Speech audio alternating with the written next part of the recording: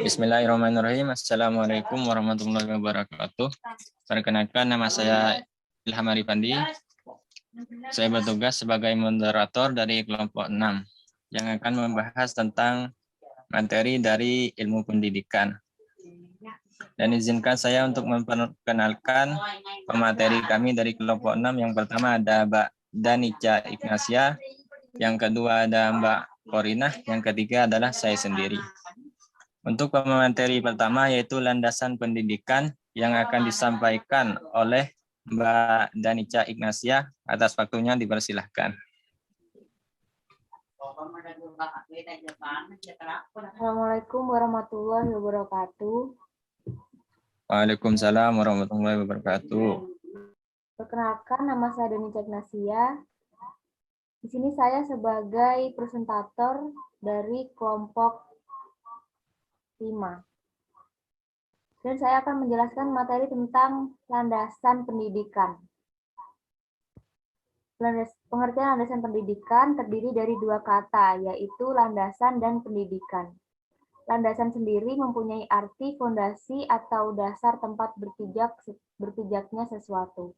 Sedangkan pendidikan adalah proses pengubahan sikap dan tata laku seseorang atau sekelompok orang dalam usaha mendewasakan manusia melalui upaya pengajaran dan pelatihan. Dan dapat disimpulkan bahwa landasan pendidikan adalah tumpuan, dasar, atau asas konseptual yang menyelubungi pendidikan secara keseluruhan.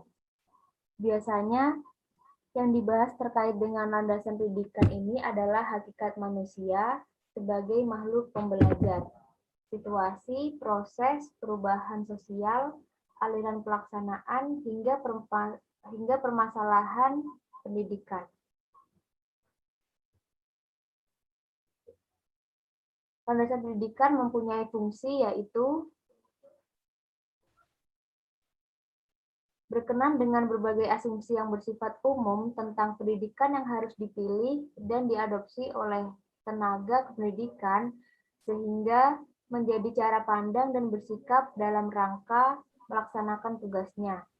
Berbagai asumsi pendidikan yang telah dipilih dan diadopsi oleh seseorang tenaga pendidikan akan berfungsi memberikan dasar rujukan konseptual dalam rangka praktek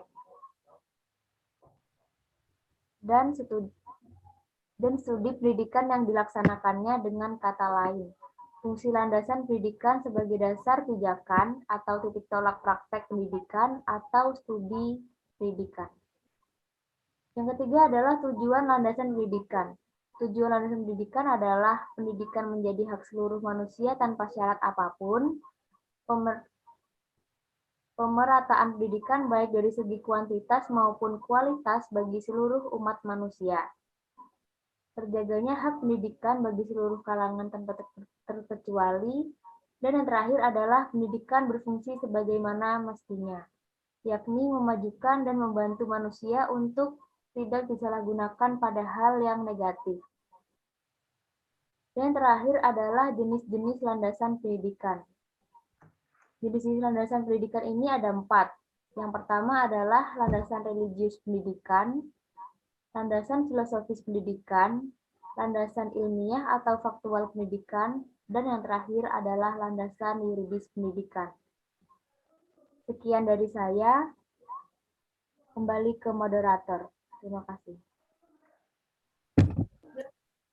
Baik, terima kasih untuk Mbak Danica atas pemaparan materinya.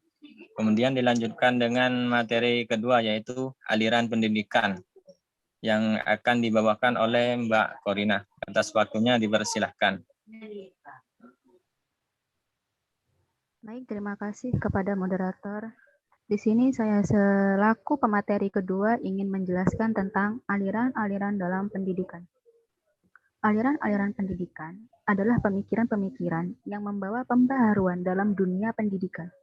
Pemikiran tersebut berlangsung seperti suatu diskusi berkepanjangan, yakni pemikiran-pemikiran terdahulu selalu ditanggapi dengan pro dan kontra oleh pemikir berikutnya, sehingga timbul pemikiran yang baru dan demikian seterusnya.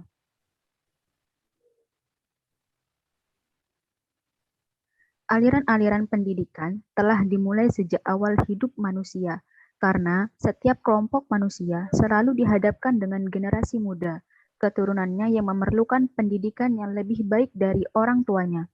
Di dalam kepustakaan tentang aliran-aliran pendidikan, pemikiran-pemikiran tentang pendidikan telah dimulai dari zaman Yunani kuno sampai kini. Dikenal dengan istilah rumpun aliran klasik dan aliran gerakan baru. Pembahasan bagian ini hanya dibatasi pada beberapa rumpun aliran klasik. Aliran-aliran klasik yang dimaksud adalah aliran empirisme, aliran nativisme, aliran naturalisme, dan aliran konvergensi. Sampai saat ini, aliran-aliran tersebut masih sering digunakan walaupun dengan pengembangan-pengembangan yang disesuaikan dengan perkembangan zaman. Mungkin hanya ini yang bisa saya sampaikan, selebihnya saya kembalikan kepada moderator. Terima kasih. Terima kasih untuk pemaparan materinya dari Mbak Korina. Dan untuk materi terakhir yaitu pendidikan dan pembangunan yang mana akan disampaikan oleh saya sendiri. Pendidikan sangat erat kaitannya dengan pembangunan. Pendidikan merupakan usaha untuk diri manusia untuk meningkatkan SDM yang menunjang pembangunan. Sedangkan pembangunan merupakan usaha dari manusia yang dapat menunjang pendidikan. Tidak bisa dipungkiri keunggulan suatu bangsa tidak bertumpu pada kekayaan alamnya, melainkan pada keunggulan SDM-nya. Pendidikan menduduki posisi sentral dalam pembangunan, karena sasarannya adalah peningkatan kualitas SDM. Karena itu, pendidikan juga merupakan alur tengah pembangunan dari seluruh sektor pembangunan. Dengan pendidikan yang tinggi, maka akan tercipta iklim yang kondusif terhadap pembangunan. Dari sini dapat disimpulkan yaitu sumbangan pendidikan pada pembangunan sebagai berikut. Pendidikan menyiapkan manusia sebagai sumber daya pembangunan. Kemudian manusia selaku sumber daya pembangunan membangun lingkungannya. Manusia menjadi kunci pembangunan. Kesuksesan pembangunan sangat tergantung kepada manusia. Pendidik memegang peran penting karena pendidiklah yang menjadikan manusia menciptakan pembangunan.